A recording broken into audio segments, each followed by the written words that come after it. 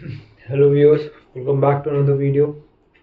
It's I guess I don't even know. It's 34th, 35th video, and today I'll be reading the same book I was reading as before. And I don't know where I was because I am currently in my new house. It's been a long time since I last shot this video, and I think I've gone worse. But it's okay, I'll get better again. It's the process. So let's start without wasting any further time. And as always, we'll wait for 21 minutes.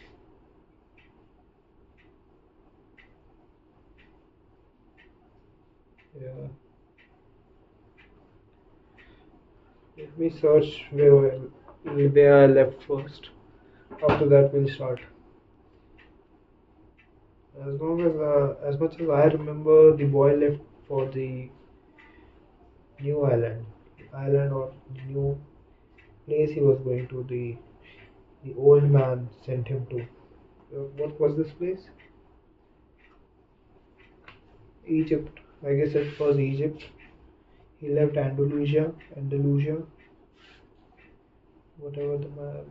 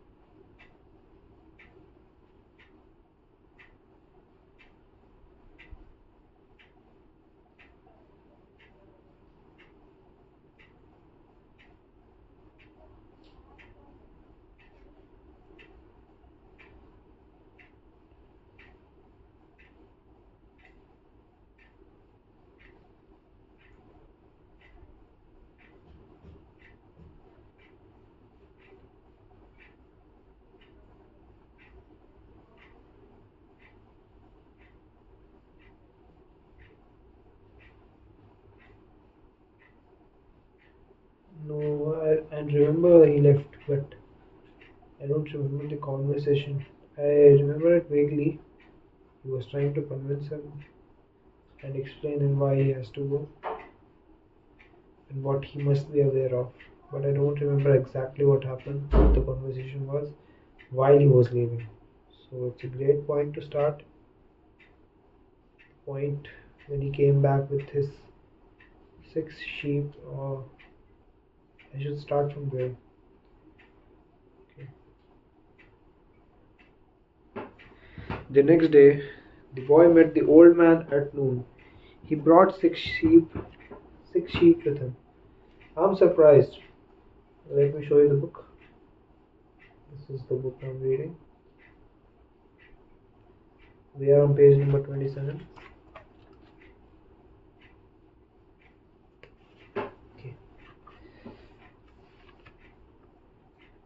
I'm surprised, the boy said. My friend bought all the sheep immediately. He said that he had always dreamed of being a shepherd, and it was a good omen. It was a good omen.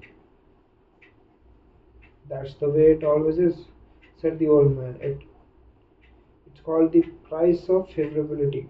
When you play cards for the first time, you are almost sure to win. Beginner's luck. Why is that? Because there is a force that wants you to realize your destiny. It whets your appetite with the taste of success. Then the old man began to inspect the sheep, and he saw that one was lame. The boy explained that it wasn't important since the sheep was the most intelligent of the flock and produced the most wool. Produced the most wool. Where's the treasure? He asked. It's in Egypt, near the pyramids. The boy was startled. The old woman had said the same thing, but she hadn't but she hadn't charged him anything. In order to find the treasure, you'll have to follow the omens. God has prepared a path for everyone to follow. You have to read the omens that He left for you. Before the boy could reply, a butterfly appeared and fluttered between him and the old man. He remembered something his grandfather had once told him, that butterflies were good omen, like crickets and expectations, like lizards and four-leaf clovers.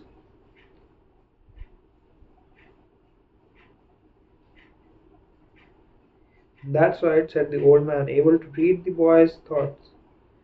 Just as your grandfather taught you, these are good omens. The old man opened his cave, and the boy was struck by what he saw. The old man wore a breastplate of heavy gold covered with precious stone. The boy recalled the brilliance he had noticed on the previous day. He really was a king. He must be disguised to avoid encounters with thieves. Take these, said the old man, holding out a white stone and a black stone that had been embedded at the center of his breastplate. They are called the Urim and Thummim. Urim and Thummim. The black signifies yes, and the white no. When you are unable to read the omens, they will help you to do so. Always ask an objective question, but if you can, try to make your own decisions. The treasure is at the pyramids, that you already knew. But I had to insist on the payment of the 6 sheep. I helped you to make your decision. Because I helped you to make your decision. The boy put the stones in his pouch. From then on, he would make his own decisions. Don't forget that everything you deal with is only one thing. Deal with is only one thing and nothing else. And don't forget the language of omens. And above all, don't forget to follow your destiny through its conclusion. But before I go, I want to tell you a little story. A certain shopkeeper sent his son to learn about the secret of happiness from the wisest man in the world. The lad wandered through the desert for 40 days and finally came upon a beautiful castle high atop a mountain. It was there that the wise man lived. Rather than fighting a saintly man, though our hero, on encountering the main room of the castle, saw a hive of activity. Tradesmen came and went, people were conversing in the corners, and a small orchestra was playing soft music. There was a table covered with platters of most delicious food in the part of the world. The wise man conversed with everyone, and the boy had to wait for 2 hours before it was his turn to be given the man's attention. The wise man listened attentively to the boy's explanation of why he has come, but told him that he didn't have time just to explain the secret of happiness. Just then to explain the secret of happiness. He suggested that the boy look around the palace and return in 2 hours. Meanwhile, I want to ask you to do something, said the wise man, handing the boy a teaspoon had that held 2 drops of oil. As you wander around, carry the spoon with you, without allowing the oil to spill. The boy began climbing and descending the many stairways of the palace, keeping his eye fixed on the spoon. After 2 hours, he returned to the room where the wise man was. Well, asked the wise man, did you see the Persian tapestries that were hanging in my dining hall? Did you see the garden that took the master garden? Um, did you see the garden that it took the master garden 10 years to create? Gardener 10 years to create. Did you notice the beautiful parchments in my library? The boy was embarrassed and confessed that he had observed nothing. His only concern not to spill the oil that the wise man had entrusted to him. "Then go back and observe the marvels of my world," said the wise man. "You cannot trust a man if you don't know his house." Relieved, the boy picked up the spoon and returned to his exploration of palace, this time observing all of the works of art on the ceilings and the walls. He saw the gardens, the mountains all around him, the beauty of the flowers, and the taste with which everything had been selected.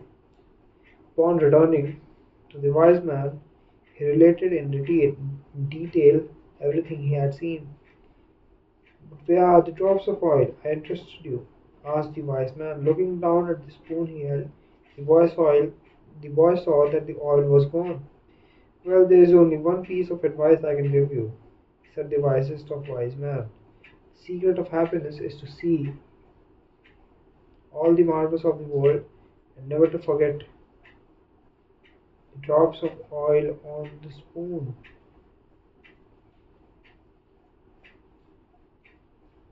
So, what does the oil signifies? I don't know. The shepherd said nothing. He had understood the story the king had told him. A shepherd may like to travel.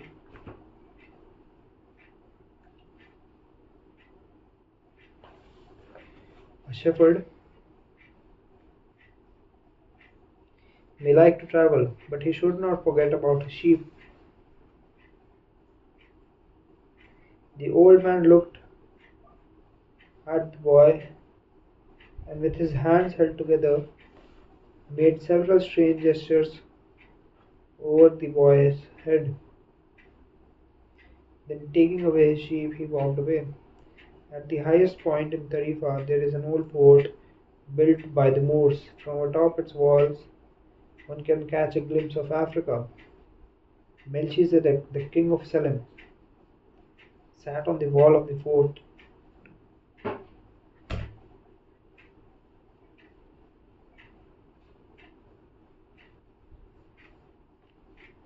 2 million damn mosquitoes. Sat on the wall of the fort that afternoon and felt the lavender blowing out in his face. The sheep fidgeted nearby, uneasy with their new owner and excited by so much change. All they wanted was food and water. Melchizedek watched a small ship that was plowing its way out of the port. He would never see the boy, just as he had never seen Abraham again. After having charged him his 1/10 fee, that was his work. The gods should have the gods should not have desires, because they do not have destinies. But the king of Salem hoped desperately that the boy would be successful. "It's too bad that he is quickly going to forget my name," he thought. "I should have repeated it for him. Then when he spoke about the man, then when he spoke about me, he would say, 'I am Melchizedek, the king of Salem.'" He looked to the skies, feeling a bit ashamed, abashed, and said, "I know it's vanity of vanities.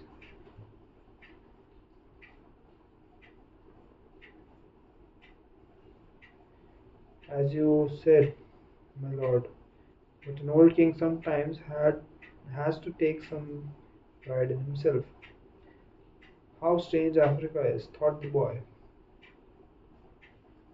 He was sitting in a bar very much like the other bars he had seen along the narrow streets of Tangier. Some men were smoking from a gigantic pipe that they passed from one to the other. In just few hours he had seen men walking hand in hand, women with their faces covered, and priests that climbed to the top of towers and chanted as everyone about him went to their knees and placed their foreheads on the ground. "The practice of infidels," he said to himself.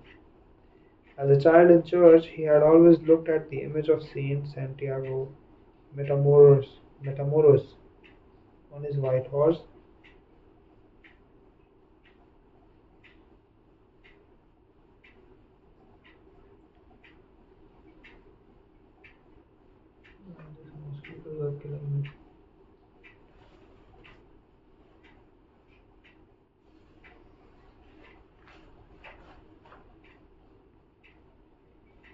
On his white horse,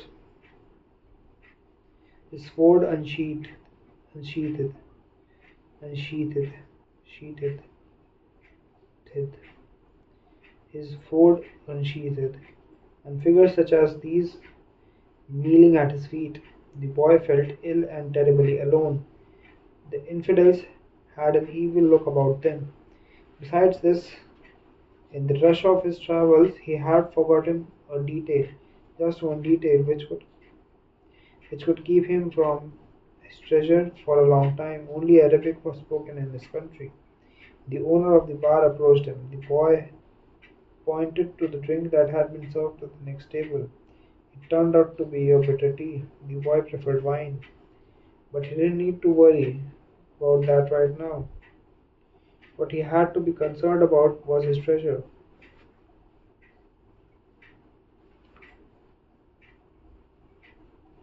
and how he was going to go about getting it.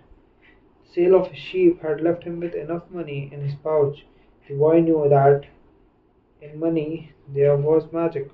Whoever has money is never really alone. Before long, maybe in just few days, he would be at the pyramids. An old man with a breastplate of gold wouldn't have lied just to acquire 6 sheep. The old man had spoken.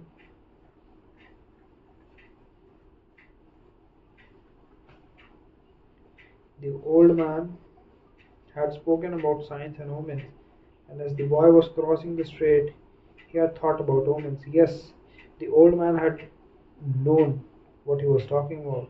During the time the boy had spent in the fields of Andalusia, he had become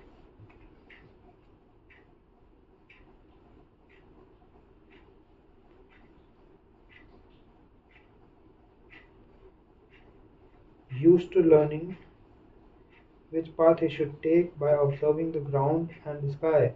He had discovered that the presence of a certain bird meant that a snake was nearby, and that a certain shrub was a sign that there was water in the area. The sheep had taught him that. If God leads the sheep so well, he will also lead a man, he thought, and that made him feel better.